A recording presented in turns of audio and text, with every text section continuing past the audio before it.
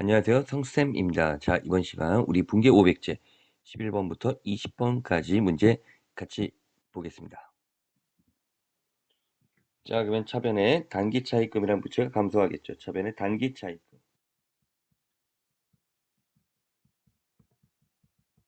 150만 원이 감소하고요. 이자 비용이 발생하는 거죠. 차변에 이자 비용 6만 원. 대변에 보통 예금이 감소하겠죠. 156만 원. 이렇게 분계를 완성시키면 되겠어요. 자, 12번 문제 보도록 할게요. 1월 12일 폭설로 피해를 입은 이재민을 돕기 위해 현금 100만 원 사회복지 공동모금에 지급하였다. 차변에 이제 기부금이 발생한 거죠. 그래서 차변에 비용 발생 기부금. 금액은 100만 원이 되겠고요. 대변에 현금으로 지급했으니 현금이란 자산이 100만 원 감소하겠죠. 13번 강동 상사의 외상 매출금 60만 원을 자기합수표로 받았다. 이 외상 매출금을 회수한 거래가 된 거예요. 외상 매출금 회수해서 자기합수표 받았으니까 현금으로 처리하겠죠. 금액은 60만 원 되겠고요. 때문에 외상 매출금이란 자산이 감소하겠죠.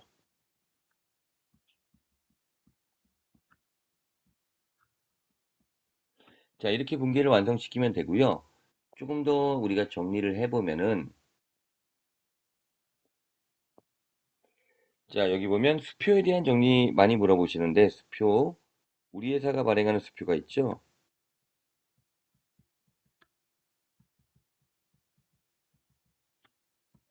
우리 회사가 발행하는 수표는 당좌 예금으로 처리가 되고요.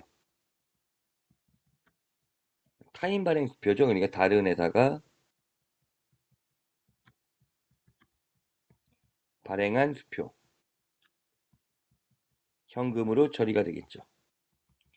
자기약 수표는 타인 발행 수표에 해당되니까 현금 처리된다는 거, 그게 주요 포인트라고 볼 수가 있겠네요. 자, 14번 문제 볼까요? 자, 1월 14일 우리 현상소에서 회사 게시판에 부착할 사진 현상하고 대금 13,000원 신용카드로 결제하였다. 자, 여기 보시면은 이 사진 현상과 관련되어 있는 비용을 물어본 거예요. 계정 과목은 도서 인쇄비가 되겠죠. 금액은 13,000원이 되고요. 이 도서 인쇄비는 조금 정리를 해드리면 도서니까 책 구입, 서적, 인쇄 관련된 거, 단순 인쇄, 현상 관련된 비용, 명함 제작 관련된 경우에 도서 인쇄비 계정을 사용해요. 다만 이제 광고 목적의 인쇄나 현상은 광고 선전비를 저용한다는 걸 주의해 주시고요. 신용카드로 결제했다. 이 부분은 외상이 되는 거죠. 우리가 미지급금으로 처리하면 되겠죠. 이 부분도 질문이 많은 부분인데 틀리기도 쉽고요. 특히 약간 처음 하시는 분들. 자, 우리가 상거래상의 외상 부채를 외상 매입금이라 그러죠. 미지급금은 상거래 외의 외상 부채를 말하죠. 자, 여기서 상거래라고 하는 것은 바로 회사의 재고자산 거래, 즉 상품 거래를 말하는 거예요. 즉 상품을 외상으로 매입했을 때는 외상 매입금이 되겠지만은 상품 이배의 경우에는 다 미지급금 처리되는 거죠. 외상 거래를. 그러니까 신용카드라서 미지급금이 아니라 신용카드는 외상 거래인데 자, 여기 보시면은 이게 상거래가 아닌 외상 부채가 돼서 미지급금이 된 거예요. 1월 15일 용산전자에서 사무실용 컴퓨터 한 대를 120만 원에 구입하고 80만 원 당좌 수표, 나머지 외상이다. 자, 비품을 구입한 거죠. 차변에 비품 120만 원 이렇게 분개해 주시면 되고요. 80만 원 당좌 수표를 발행했다. 우리가 발행한 수표를 말한 거죠. 그러니까 당좌 예금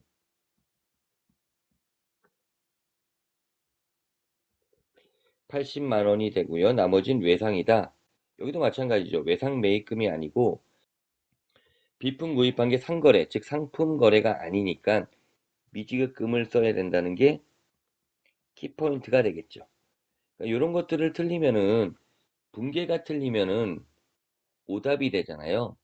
그러니까 분계가 틀리지 않게 잘 정리해야 되고 여기서 핵심 포인트는 이 미지급금이 그러니까 외상 매입금이 아니라 미지급금을 쓸 수 있는 이 능력이 중요하다는 얘기죠.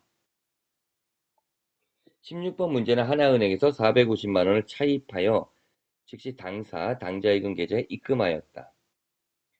자, 얘는 돈을 빌린 거래예요. 차입한 거래를 말한 거예요. 당좌예금에 입금됐으니까 저번에 당좌예금이란 자산이 증가하겠죠. 근데 돈을 빌리면은 현금 등이 증가할 거 아니에요. 이건 당좌예금에 입금돼서 당좌예금이 증가한 거고 대변에 차입금이란 부채가 증가하는데 차입금은 장단기를 구분해요. 그래서 여기서는 우리 회사가 지금 여기 연도가 보시면은 X4년이 단기거든요. X4년 거래에 대한 자료이다. 그래서 X4년 1월 16일부터 X4년 5월 26일 1년 안쪽이라 단기 차입금이라는 부채가 증가하겠죠.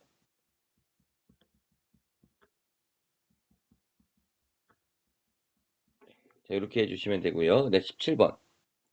보람산업에서 상품을 100만 원에 매입하기로 하고 여기까지는 거래가 아닌 거죠. 그런데 계약금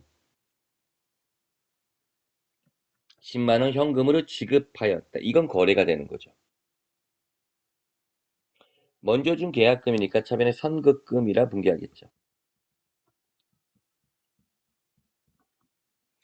대변에는 이제 현금이 되겠죠. 그래서 계약금을 한번 정리해 보도록 할게요. 계약금과 관련돼서는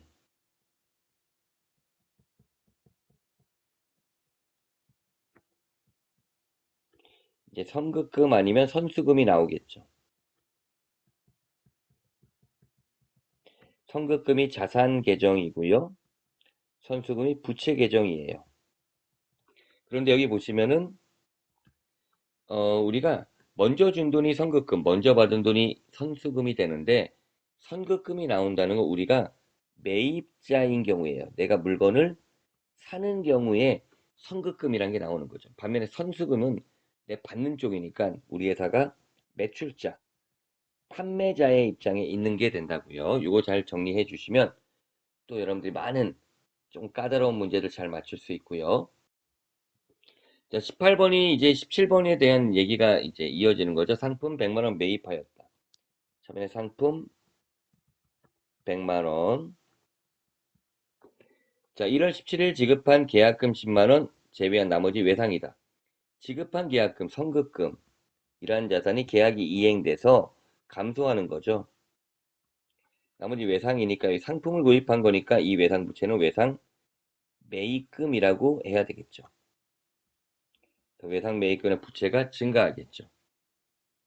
19번 제품 광고를 위해 사마버스 회사에 광고를 의뢰하고 광고비 50만 원 현금으로 지급하였다. 처음에 광고 선전비가 되겠죠. 금액은 50만 원이고요. 자, 대변에 현금이 되겠죠. 자, 이렇게 분계를 완성시켜주면 되시겠네요. 예. 자, 20번 거래처의 주천사의 미지급금 2천만 원 중 1천만 원은 당장 수표로 지급하고 나머지 1천만 원은 면제받았다. 자, 미지급금 갚은 거니까 차변에 부채 감소, 미지급금 2천만 원이 되고요. 1천만 원은 당좌 수표를 발행하여 지급하였다. 당좌 예금이 1천만 원 감소하고 나머지는 면제받았다. 채무 면제 이익이라 해야 되겠죠. 우리가 채무를 면제받아서 얻은 이익을 채무 면제 이익이라고 하잖아요. 예. 자,